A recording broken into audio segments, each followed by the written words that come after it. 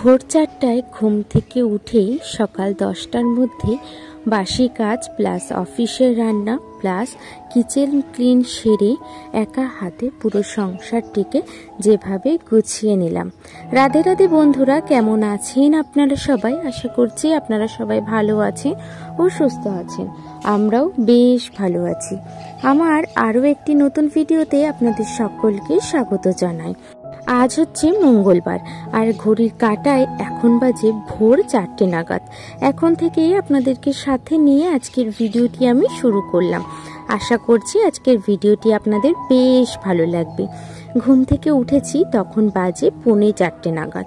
তো ৪:45 সময় উঠেই আগে সবার প্রথমে বাসি জামা কাপড়টি ছেড়ে হচ্ছে যে ঘরটি ঝাঁট দিয়ে নিয়েছি। আর যেহেতু এত ভোরবেলা উঠেছি তাই বাইরেরটি ঝাঁট দেওয়ার সাহস আমার হয়ে ওঠেনি। তো এদিকে দেখুন ঘরটি ঝাঁট দিয়ে বাদবাকি হচ্ছে যে স্নানে চলে গেছিলাম। স্নান সেরে এসে এখন এই যে সিঁদুর আর হচ্ছে ক্রিমটা লাগিয়ে নিচ্ছি। এখন আবার ভোরবেলা অফিসের রান্নাটা করতে হবে। যেহেতু তাতানের পাপা আজকে বলেছে মানে খাবার নিয়ে যাবে, সে কারণে কিন্তু হচ্ছে যে সকালবেলায় রান্নাটা বসিয়ে দেব। তো ওইদিকে দেখুন রেডি হয়ে একটা চাদর গায়ে দিয়ে চলে এসেছি রান্নাঘরে। এখন তো বেশ ভালোভাবেই ঠান্ডা পড়েছে। আর এই ভোরবেলার দিকে জানেন তো স্নান করে যে এত পরিমাণে ঠান্ডায় আমি ভুগেছি আর কি বলবো। ও যাই হোক, এদিকে ফ্রিজ থেকে যে সবজি কাটবো সেগুলোটা বের করে নিয়েছি।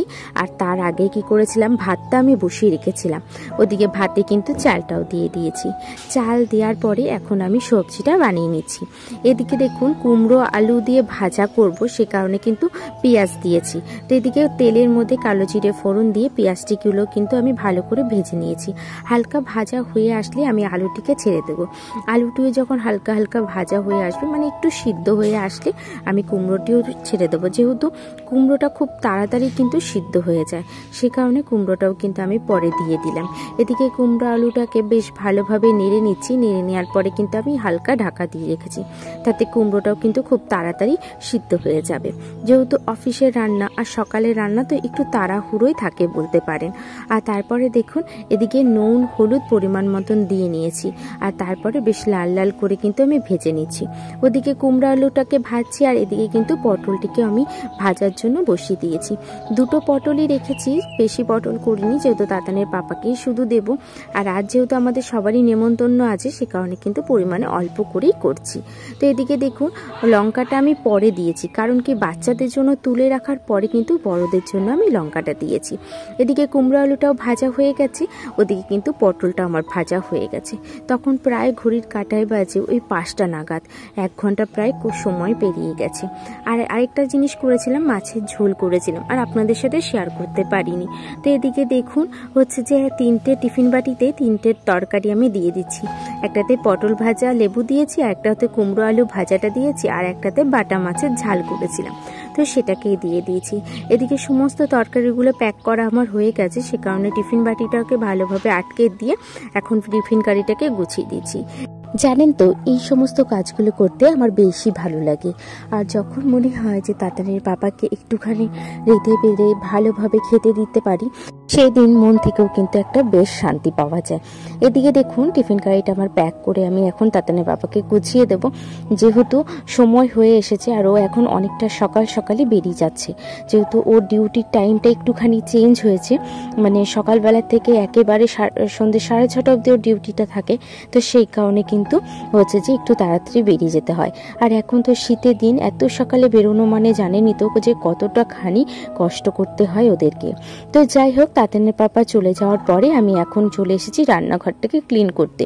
যেহেতু তাতানের পাপার সমস্ত জামা থেকে প্যান্ট থেকে গুছিয়ে দিতে হয়, সে কারণে রান্নাবান্না করার পরে বেশ কিছুটা সময় কিন্তু তাতানের পাপার কাছেই আমার চলে যায়।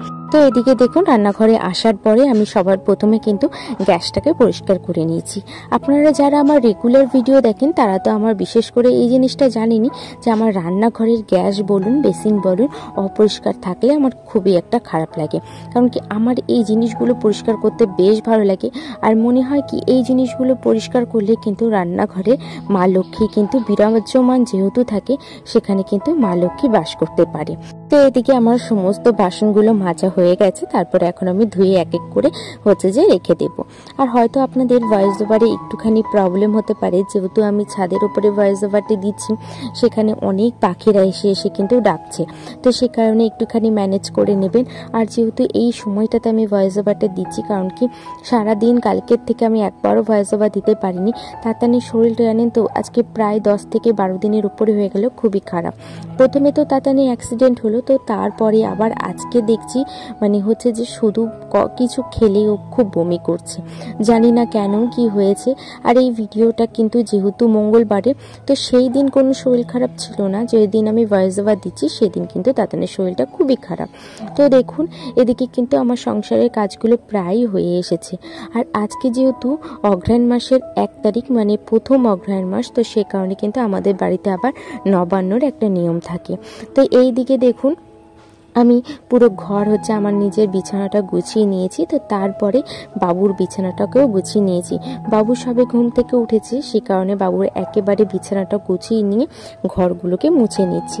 ওই যে সকালবেলা আর কোনো কাজ বাজ তো করতে পারিনি, সে কারণে কি করেছি, এখন ঘরটি আমি মুছে নিচ্ছি। তো সকালবেলা ঘর দোর মুছি, তারপরে চলে যাব স্নানে। ভোরের দিকে একবার আমি স্নান করেছিলাম, কিন্তু তারপরে যেহেতু এরপরে আবার আমাকে এক জায়গায় যেতে হবে, তো সেই জন্য ভাবলাম সংসারে তো এত কাজ বাজ করা হয়ে গেছে, আমি ভাবলাম একবার স্নানটা করেই নিই।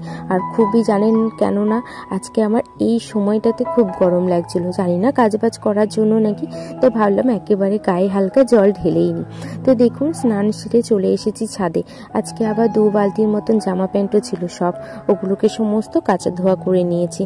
তো এখন দেখুন ওপরে মায়ের জামা প্যান্টগুলো সব মেলে দিয়েছি, আর নিচের দিকেও অনেক জামা প্যান্ট মেলে দিয়ে এসেছি, তখন আর আপনাদের শেয়ার করতে পারছি না।